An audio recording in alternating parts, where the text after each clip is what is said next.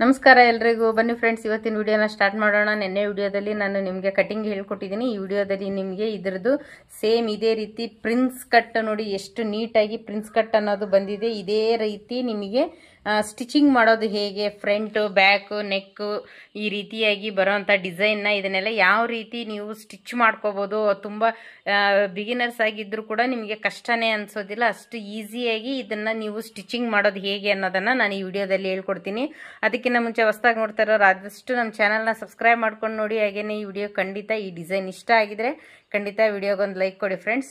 ನನಗೆ ಇಷ್ಟ ಆಯಿತು, ನಿಮಗೂ ಇಷ್ಟ ಆಗಿದೆಯಾ ಏನೋ ಅಂತ ನನಗೆ ಆದಷ್ಟು ಕಮೆಂಟ್ ಮಾಡಿ ತಿಳಿಸಿ. ನೋಡಿ, ಎಲ್ಲೂ ಕೂಡ ನಮಗೆ ಜಾಸ್ತಿ ಈ ಚೆಸ್ಟ್ ಭಾಗ ಅನ್ನೋದು ಕಾಣಿಸೋದೇ ಇಲ್ಲ. ನಮಗೆ ಅಷ್ಟು ನೀಟಾಗಿ ಪರ್ಫೆಕ್ಟಾಗಿ ಟೈಟಾಗಿ ಕರೆಕ್ಟಾಗಿ ಕುತ್ಕೊಂಡಿದೆ. ಇದು ಅಷ್ಟು ನೀಟಾಗಿ ಬಂದಿದೆ. ಬ್ಯಾಕಲ್ಲಿ ನೋಡ್ಬೋದು ನೀವು, ನಿನ್ನೆ ಇದು ಆಲ್ರೆಡಿ ನಾನು ತೋರಿಸಿದ್ದೀನಿ. ಬ್ಯಾಕಲ್ಲಿ ಕೂಡ ನೋಡಿ ನಿಮ್ಗೆ ಎಷ್ಟು ನೀಟಾಗಿ ಕುತ್ಕೊಂಡಿದೆ ಇದು ಅಂತ.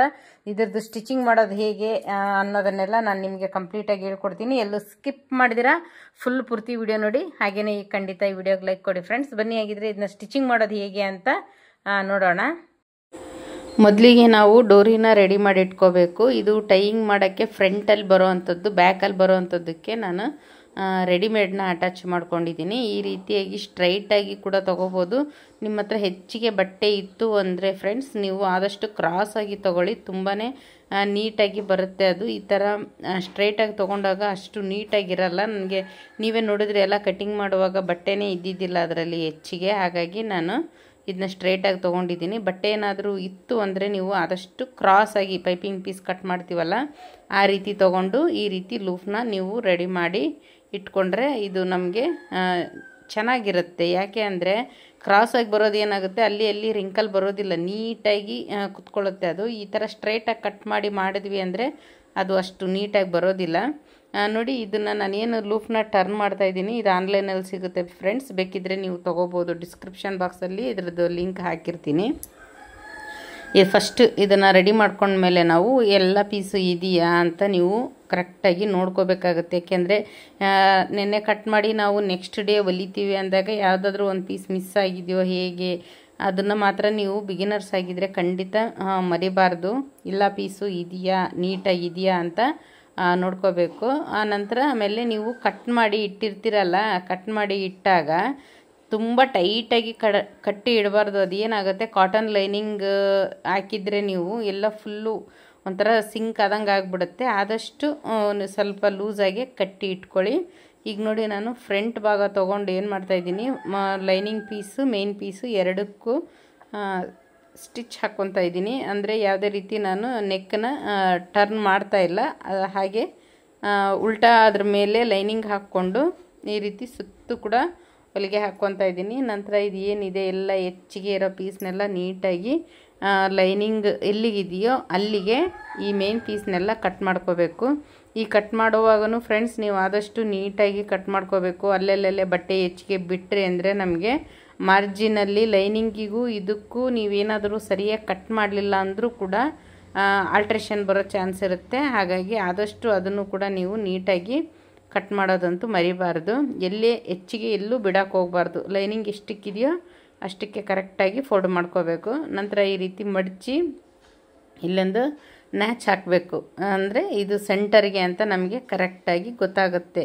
ಇಲ್ಲ ನೀವು ನ್ಯಾಚ್ ಹಾಕಲಿಲ್ಲ ಅಂತ ಅಂದರೆ ಏನಾಗುತ್ತೆ, ಅದು ಕ್ರಾಸ್ ಹೋಗೋ ಚಾನ್ಸ್ ಇರುತ್ತೆ. ನೆಕ್ಕು ಫ್ರಂಟ್ಗೆ ಕರೆಕ್ಟಾಗಿ ಕೊಡಲ್ಲ. ಇದನ್ನೆಲ್ಲ ನೀವು ಚಿಕ್ಕ ಚಿಕ್ಕ ಪಾಯಿಂಟ್ಸು ಕೂಡ ನೀವು ಆದಷ್ಟು ಮೈಂಡಲ್ಲಿ ಇಟ್ಕೊಂಡು ಸ್ಟಿಚ್ ಮಾಡಬೇಕಾಗತ್ತೆ. ನೋಡಿ, ನಾನು ಐರನ್ ಮಾಡ್ಕೊತಾ ಇದ್ದೀನಿ.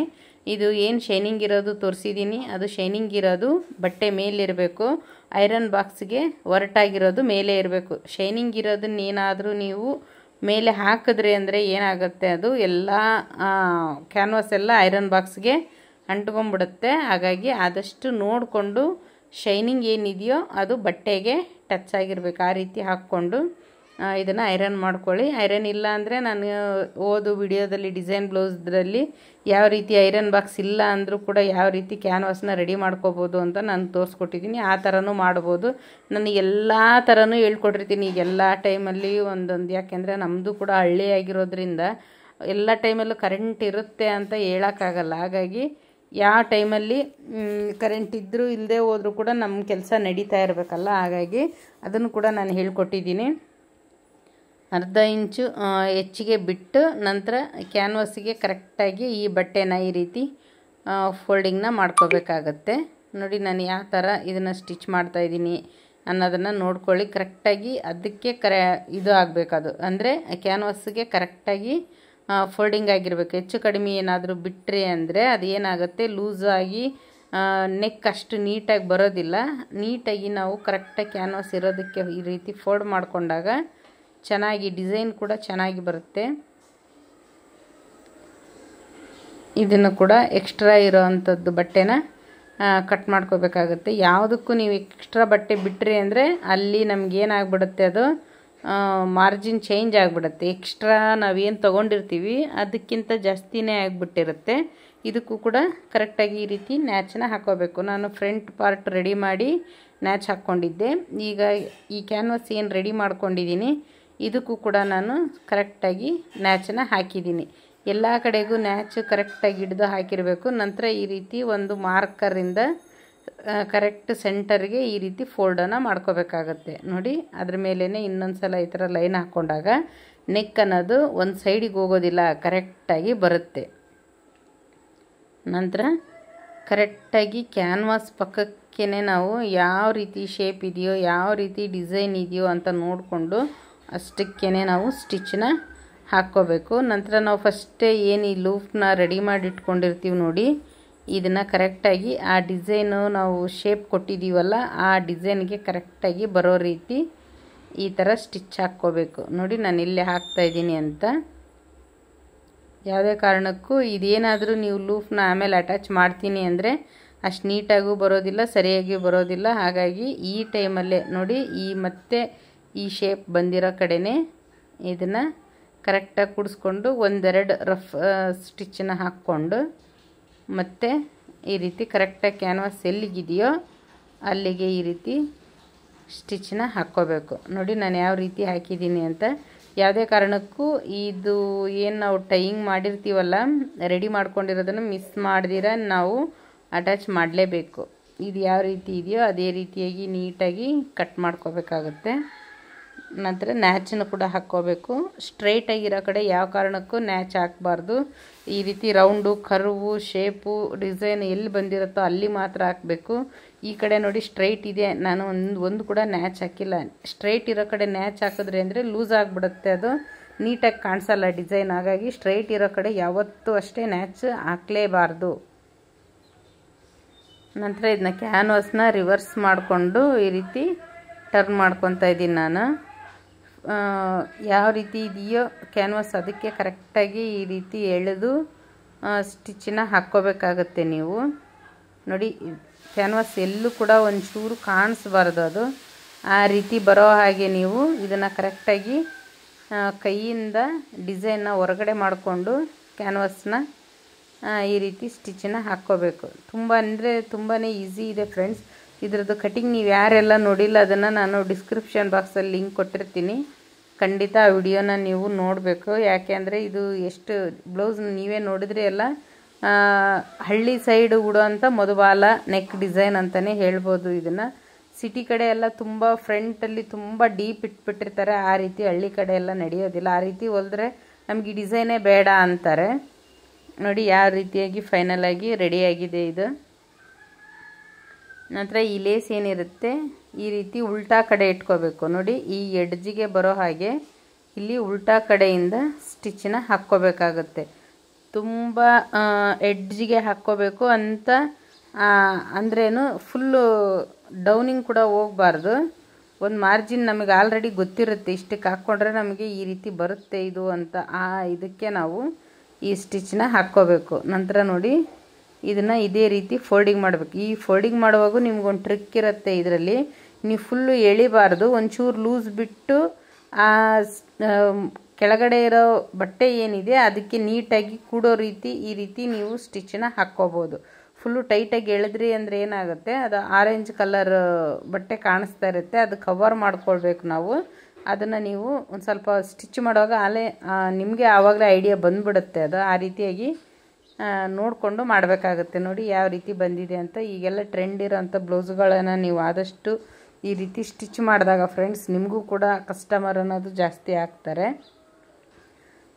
ಬರೀ ನಾವು ಸಾದಾ ಬ್ಲೌಸ್ನೇ ಹೊಲಿತಾ ಇರ್ತೀವಿ ಅಂತಂದರೆ ಅಷ್ಟು ಇದು ಇರಲ್ಲ. ಆದಷ್ಟು ನೀವು ಈ ಥರ ಎಲ್ಲ ಒಂದೊಂದೇ ನಾನೇನು ಹೇಳ್ಕೊಡ್ತೀನೋ ಆ ಥರ ಡಿಸೈನ್ ಬ್ಲೌಸ್ಗಳನ್ನೆಲ್ಲ ನೀವು ಕಲಿತು ಸ್ಟಿಚ್ ಮಾಡಿದಾಗ ನಿಮ್ಮ ಕಸ್ಟಮರ್ ಖಂಡಿತ ಜಾಸ್ತಿ ಆಗ್ತಾರೆ. ನೋಡಿ ಈಗ ನಾನು ಪ್ರಿನ್ಸ್ನ ರೆಡಿ ಮಾಡಿ ಇಟ್ಕೊಂಡಿದ್ದೀನಿ. ಈ ಕಟ್ ಏನಿದೆ ಈ ರೀತಿ ಬರಬೇಕು. ಅದನ್ನು ಮತ್ತು ಇದನ್ನು ಮೇಲೆ ಹಾಕ್ಕೊಂಡು ಸ್ಟಿಚ್ಚನ್ನ ಹಾಕ್ಕೋಬೇಕು. ಎಷ್ಟು ನಾವು ಮಾರ್ಜಿನ್ ಬಿಟ್ಟಿರ್ತೀವಿ ಅರ್ಧ ಇಂಚಿಗೆ ಈ ರೀತಿ ಸ್ಟಿಚ್ಚನ್ನ ಹಾಕ್ಕೋಬೇಕು. ಜಾಸ್ತಿ ಯಾವ ಕಾರಣಕ್ಕೂ ಬಟ್ಟೆ ಎಳಿಬಾರ್ದು. ನಾವೇನು ನ್ಯಾಚ್ ಹಾಕಿರ್ತೀವೋ 2 ನ್ಯಾಚ್ ಕರೆಕ್ಟಾಗಿ ಕೂಡಬೇಕು. ಆವಾಗ ಮಾತ್ರ ನಿಮಗೆ ಫ್ರಂಟಲ್ಲಿ ಕಪ್ಪು ಎಷ್ಟು ನೀಟಾಗಿ ಕಾಣಿಸುತ್ತೆ ಅಂದರೆ ಅಷ್ಟು ಚೆನ್ನಾಗಿ ಬರುತ್ತೆ ಇದ್ರದ್ದು ಫ್ರಂಟ್ ಪ್ರಿನ್ಸ್ ಕಟ್. ನೀವೇನಾದರೂ ಅದನ್ನು ನ್ಯಾಚಿಗೆ ಕೂಡಿಸ್ಲಿಲ್ಲ ಅಂದರೆ ಸರಿಯಾಗಿ ಬರೋದಿಲ್ಲ ಅದು. ಅದಕ್ಕೆ ಈ ರೀತಿ ಕರೆಕ್ಟಾಗಿ ಕೂಡಿಸಿದಾಗ ಮಾತ್ರ ನಿಮಗೆ ಈ ರೀತಿ ಕಪ್ಸ್ ಅನ್ನೋದು ಬರುತ್ತೆ. ಈ ಡಿಸೈನ್ ಕೂಡ ನೋಡಿ ಈ ರೀತಿ ಕವರ್ ಆಗುತ್ತೆ. ಈಗ ನಾನು ಒಂದು ಸೈಡ್ ಏನು ರೆಡಿ ಮಾಡಿದ್ದೀನಿ ಈ ಸೈಡ್ ಕೂಡ ನೀವು ಅದೇ ರೀತಿಯಾಗಿ ರೆಡಿ ಮಾಡ್ಕೋಬೋದು. ನಾನು ಇನ್ನೂ ಒಂಥರ ಪ್ರಿನ್ಸ್ ಕಟ್ ಅಟ್ಯಾಚ್ ಮಾಡೋದೇ ಹೇಳ್ಕೊಟ್ಟಿದ್ದೆ ನಿಮಗೆ. ಆ ಥರ ಬೇಕಿದ್ರೂ ನೀವು ಅಟ್ಯಾಚ್ ಮಾಡ್ಬೋದು. ಇದನ್ನು ಓರ್ಲಕ್ ಹಾಕ್ತೀನಿ ಅಂದರೆ ಈ ಥರ ಕೂಡ ನೀವು ಅಟ್ಯಾಚ್ ಮಾಡ್ಕೋಬೋದು. ನೋಡಿ ಎಷ್ಟು ಚೆನ್ನಾಗಿ ಬಂದಿದೆ ಅಂತ. ಈ ರೀತಿಯಾಗಿ ಬಂದಾಗ ನಮಗೆ ಬ್ಲೌಸ್ ಎಲ್ಲೂ ಫೇಲ್ ಆಗೋದಿಲ್ಲ, ನೀಟಾಗಿ ಬರುತ್ತೆ. ಮುಂದೆ ಕೂಡ ನೀವು ಹಾಕ್ಕೊಂಡಿರೋ ಬ್ಲೌಸ್ನ ನೋಡಿದ್ದೀರಲ್ಲ ಎಷ್ಟು ಚೆನ್ನಾಗಿ ಬಂದಿದೆ ಅಂತ. ನೀವು ಕೂಡ ಇದೇ ರೀತಿಯಾಗಿ ಫ್ರೆಂಡ್ಸ್ ಆದಷ್ಟು ಡಿಸೈನ್ ಬ್ಲೌಸ್ಗಳನ್ನು ಕಲೀರಿ. ಹಾಗಿದ್ರೆ ಇದು ಫ್ರಂಟ್ ಪಾರ್ಟು ಆಯಿತು. ಈಗ ಬ್ಯಾಕ್ ಪಾರ್ಟ್ ಯಾವ ರೀತಿ ಸ್ಟಿಚ್ ಮಾಡೋದು ಅಂತ ನೋಡೋಣ.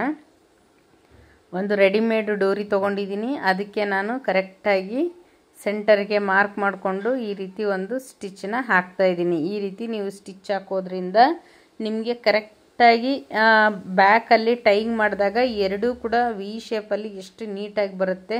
ನೀವೇನಾದರೂ ಇದನ್ನು ಲೂಫ್ನ ಅಥವಾ ಡೋರಿ ಏನು ಹೇಳ್ತೀರ ನೀವು, ನಿಮ್ಮ ಕಡೆ ಕಸಿ ಏನಾದರೂ ಹೇಳಿ ಅದನ್ನೇನಾದರೂ ಮಿಸ್ ಮಾಡಿದ್ರಿ ಅಂದರೆ ಆ ಶೇಪ್ ಖಂಡಿತ ನಿಮಗೆ ಬರೋದಿಲ್ಲ. ಇದನ್ನೊಂದು ನೀವು ನೆನ್ಪಿಟ್ಕೊಂಡು ಫಸ್ಟಿಗೆ ಲೈನಿಂಗ್ ಬಟ್ಟೆಗೇ ಇದನ್ನು ಹಾಕ್ಕೊಂಡು ನಂತರ ಅದನ್ನು ರಿವರ್ಸ್ ಮಾಡಿ ಮೇಲೆ ಹಾಕ್ಕೊಂಡು ಈ ರೀತಿ ಸ್ಟಿಚ್ಚನ್ನ ಹಾಕ್ಕೋಬೇಕಾಗತ್ತೆ. ನೋಡಿ ನಾನು ಯಾವ ರೀತಿ ಹಾಕ್ತಾಯಿದ್ದೀನಿ ಅಂತ. ಆ ರೀತಿ ಫುಲ್ಲು ನೆಕ್ ಕರೆಕ್ಟಾಗಿ ಸ್ಟಿಚ್ಚನ್ನ ಹಾಕ್ಕೋಬೇಕು. ಹತ್ರದಿಂದನೇ ತೋರಿಸ್ತಾ ಇದ್ದೀನಿ ನೋಡಿ ನಾನು. ಈ ರೀತಿಯಾಗಿ ಹಾಕ್ಕೋಬೇಕು ಇದನ್ನು. ಫ್ರೆಂಡ್ಸ್ ಈ ವಿಡಿಯೋನ ನಾನು ವಾಯ್ಸ್ ಓವರ್ ಕೊಟ್ಕೊಂಡೇ ಕರೆಕ್ಟ್ ಸ್ಟಿಚ್ ಮಾಡ್ತಾಯಿದ್ದೆ. ಪ್ರತಿಯೊಂದು ವಿಡಿಯೋ ನಿಮಗೆ ಎಲ್ಲ ಎಕ್ಸ್ಪ್ಲೇನ್ ಮಾಡಿ ಹೇಳ್ತೀನಲ್ಲ ಆ ರೀತಿ ಮಾಡಿದ್ದೆ. ತುಂಬ ಲಾಂಗ್ ಆಗಿಬಿಟ್ಟಿತ್ತು ಇದು ಅಂತ ಆಮೇಲೆ ಮತ್ತೆ ಒಂದು ಸ್ವಲ್ಪ ಸ್ಪೀಡ್ ಮಾಡಿ ಬೇರೆ ವಾಯ್ಸ್ ಓವರ್ ಕೊಡ್ತಾ ಇರೋದು. ಆ ರೀತಿ ತುಂಬ ಟಿಪ್ಸ್ಗಳನ್ನು ಹೇಳ್ಕೊಡ್ತಾ ಇರ್ತೀನಿ. ಅಂದ್ರೇನು ವಿಡಿಯೋ ಲಾಂಗ್ ಆಗುತ್ತೆ ಅದು ಆ ರೀತಿ ಮಾಡಿದಾಗ.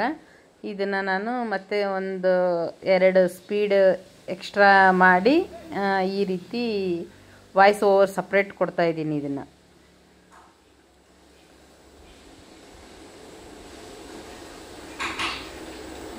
ನೋಡಿ 1/4 ಇಂಚ್ ಮಾರ್ಜಿನ್ಗೆ ನಾವು ಸ್ಟಿಚ್ ಹಾಕಬೇಕು. ಅಂದರೆ ಈ ಪ್ರೆಷರ್ ಪುಟ್ ಏನಿದೆ ಆ ಅಳತೆಗೆ ಹಾಕ್ಕೋಬೇಕು. ಬೆನ್ನಿಗೆ ನಾವು ಎಷ್ಟು ಎಕ್ಸ್ಟ್ರಾ ತೊಗೊಂಡಿರ್ತೀವಿ ಅಷ್ಟು ಎಕ್ಸ್ಟ್ರಕ್ಕೆ ಹಾಕ್ಬೋದು.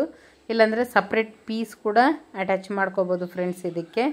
ನಂತರ ಇದು ಒಳಗಡೆ ಇರೋದು ಲೈನಿಂಗ್ ಕರೆಕ್ಟಾಗಿ ಎಲ್ಲಿಗಿದೆಯೋ ಅಲ್ಲಿಗೇ ಇದನ್ನು ನೀವು ಮೇನ್ ಪೀಸ್ನ ಕಟ್ ಮಾಡ್ಕೋಬೇಕಾಗತ್ತೆ.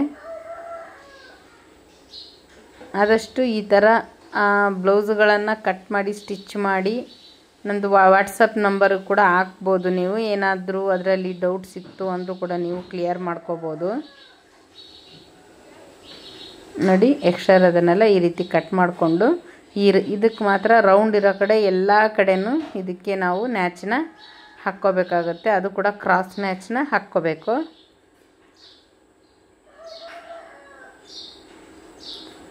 ಈ ನ್ಯಾಚ್ ಹಾಕೋದ್ರಿಂದ ನಮಗೆ ನೀಟಾಗಿ ಡಿಸೈನ್ ಅನ್ನೋದು ಯಾವ ಶೇಪಲ್ಲಿ ನಾವು ಸ್ಟಿಚ್ ಮಾಡಿರ್ತೀವೋ ಅದೇ ಕರೆಕ್ಟಾಗಿ ಬರುತ್ತೆ. ಹಾಗಾಗಿ ಈ ನ್ಯಾಚ್ ಹಾಕೋದನ್ನು ಯಾವ ಕಾರಣಕ್ಕೂ ನೀವು ಮಿಸ್ ಮಾಡಲೇಬೇಡಿ. ನೀವು ನೋಡಿ ಸಪೋಸ್ ಏನಾದರೂ 1 ಇಂಚಿಗೆ ಹಾಕೋ ನ್ಯಾಚ್ ಏನಾದರೂ ನೀವು 2 ಇಂಚಿಗೆ ಹಾಕಿದ್ರೆ ಅಂದರೆ ಏನಾಗುತ್ತೆ ಅದು ನೀವು ನ್ಯಾಚ್ ಬಿಟ್ಟಿರೋ ಕಡೆ ನೀಟಾಗಿ ಬರೋದೇ ಇಲ್ಲ ಡಿಸೈನ್. ಆ ರೀತಿ ಆಗುತ್ತೆ. ಆದಷ್ಟು 1 ಇಂಚಿಗೆ ಗ್ಯಾಪ್ ಇರೋ ಥರ ನೀವು ನ್ಯಾಚನ್ನ ಹಾಕ್ಕೋಬೇಕಾಗತ್ತೆ.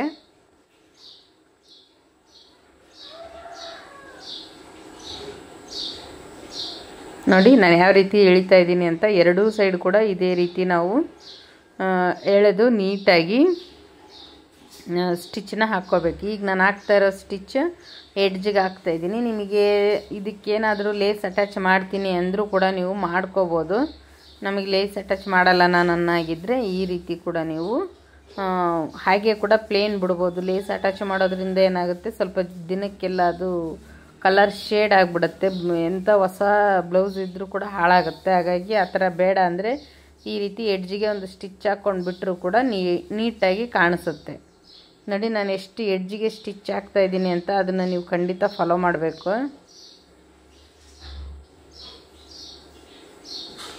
ಫ್ರೆಂಡ್ಸ್, ಈ ವಿಡಿಯೋ ಡಿಸೈನು ಇಷ್ಟ ಆಗ್ತಾಯಿದ್ರೆ ಖಂಡಿತ ಲೈಕ್ ಕೊಡಿ. ನಿಮ್ಮ ಲೈಕ್ ಕೊಡದೇ ಇರೋದಕ್ಕೇ ನಾನು ಇದು ಸ್ಟಾಪ್ ಆಗ್ತಾ ಇರೋದು. ಡಿಸೈನ್ ಬ್ಲೌಸಲ್ಲಿ ಇದೇ ಲಾಸ್ಟ್ನೇ ವಿಡಿಯೋ.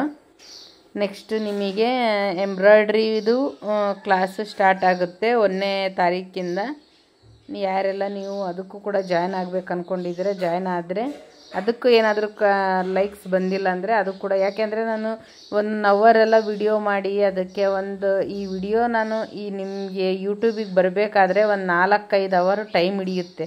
ಅಷ್ಟು ಟೈಮ್ನ ಇದಕ್ಕೆ ಕೊಟ್ಟಾಗ ಕೊಟ್ಟು ಕೆಲಸ ಮಾಡ್ತೀವಿ ಅಂದಾಗ ನೀವು ಲೈಕ್ ಕೊಟ್ಟರೆ ನಮಗೂ ಒಂದು ಮೋಟಿವೇಶನ್ ಸಿಗುತ್ತೆ. ಯಾಕೆಂದರೆ ನಾವು ಮಾಡೋ ವಿಡಿಯೋಗೆಲ್ಲ ಲೈಕ್ಸ್ ಕೊಡ್ತಾರಪ್ಪ, ಇಷ್ಟ ಆಗ್ತಾಯಿದೆ ಅಂತ. ನೀವು ಲೈಕ್ಸ್ ಕೊಟ್ಟಿಲ್ಲ ಅಂದರೆ ನಾನು ಹೇಳ್ಕೊಡೋದು ನಿಮ್ಗೆ ಇಷ್ಟ ಆಗ್ತಾ ಇಲ್ಲ ಅಂತ ಅನಿಸುತ್ತೆ. ಹಾಗಾಗಿ ಅದಕ್ಕೆ ನೀವು ಲೈಕ್ಸ್ ಕೊಟ್ರಿ ಅಂದರೆ ಕಂಟಿನ್ಯೂ ಮಾಡ್ತೀನಿ 1ನೇ ತಾರೀಕುವರೆಗೂ. ಲೈಕ್ಸ್ ನೋಡೋಣ, ಈ ವಿಡಿಯೋಗೆ ಏನಾದರೂ ಹೆಚ್ಚಿಗೆ ಲೈಕ್ಸ್ ಬಂತು ಅಂದರೆ ಕಂಟಿನ್ಯೂ ಮಾಡ್ತೀನಿ, ಇಲ್ಲಾಂದರೆ ಇದೇ ವಿಡಿಯೋ ಲಾಸ್ಟ್ ಆಗಿರುತ್ತೆ. ಅಂದ್ರೇನು ಬೇರೆ ಥರ ನೀವೆಲ್ಲ ಡ್ರೆಸ್ಸು, ಫ್ರಾಕು, ಗೌನು ಎಲ್ಲ ರೀತಿ ಕಲಿಬೋದು. ಅದರಲ್ಲಿ ಲೈನಿಂಗ್ ಏನೇ ಇದೆಯೋ ಅದಕ್ಕೆ ಕರೆಕ್ಟಾಗಿ ನಾನಿಲ್ಲಿ ಸ್ಟಿಚ್ಚನ್ನ ಹಾಕ್ತಾಯಿದ್ದೀನಿ.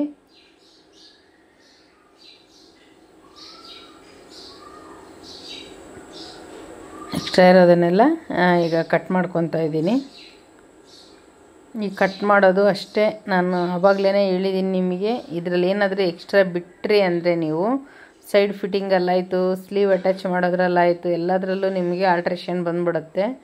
ಇದನ್ನು ಮಾತ್ರ ಯಾವುದೇ ಕಾರಣಕ್ಕೂ ಜಾಸ್ತಿ ಬಿಡೋಕ್ಕೆ ಹೋಗಬೇಡಿ. ಬಟ್ಟೆನ ಕರೆಕ್ಟಾಗಿ ಕಟ್ ಮಾಡ್ಕೋಬೇಕಾಗತ್ತೆ. ನೋಡಿ ಈಗ ಫೈನಲ್ದು ನಮಗೆ ಬ್ಯಾಕಲ್ಲಿ ಕೂಡ ಈಗ ಕರೆಕ್ಟಾಗಿ ನೆಕ್ ಅನ್ನೋದು ಬಂದಿದೆ. ಇದಕ್ಕೆ ನಾವು ಯಾವ ರೀತಿ ಬೇಕಿದ್ರೂ ಫ್ರಂಟಲ್ಲಾದ್ರೂ ಅಂದ್ರೇನು, ಈ ನೆಕ್ಕಿಗೆ ಫ್ರಂಟಲ್ಲಿ ಹುಕ್ಕು ತೆಗೆಯೋದು ಕಡಿಮೆ, ಬ್ಯಾಕಲ್ಲಿನೇ ಜಾಸ್ತಿ ಕೊಡೋದು. ನೀವು ಬ್ಯಾಕ್ ಹುಕ್ ಮಾಡಬೇಕಾದ್ರೂ ಅಷ್ಟೇ ಕರೆಕ್ಟಾಗಿ ಈ ರೀತಿ ಫೋಲ್ಡಿಂಗ್ ನೋಡಿ ನಾನು ಯಾವ ರೀತಿ ಹಾಕಿದ್ದೀನಿ ಅಂತ.